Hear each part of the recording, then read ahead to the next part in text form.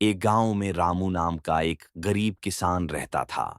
उसके पास केवल एक छोटा सा खेत था, लेकिन उसका दिल बहुत बड़ा था।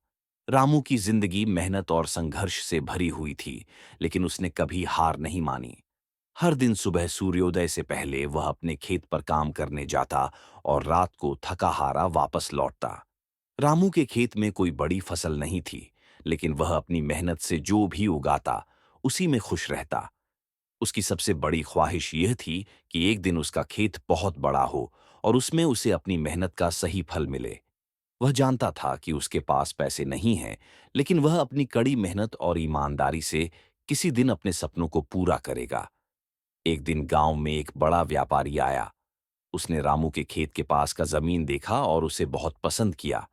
व्यापारी ने रामू से कहा, मैं तुम्हें अच्छे पैसे दूंगा, तुम अपना खेत मुझे बेच दो। रामू ने थोड़ी देर सोचा और फिर व्यापारी से कहा, आपकी बात सही है, लेकिन यह खेत मेरी माँ, मेरे पिता और मेरे पुरखों का है। मैं इसे बेच नहीं सकता, क्योंकि यह खेत मेरे सपनों का हिस्सा है। व्यापारी हंसते हुए चला गया, लेकिन रामू की बात ने उसे बहुत प्रभावित किया। वह जानता था कि इस गरीब किसान के लिए ये खेत सिर्फ जमीन नहीं, बल्कि उसकी मेहनत, सपने और परिवार का इतिहास था। कुछ महीनों बाद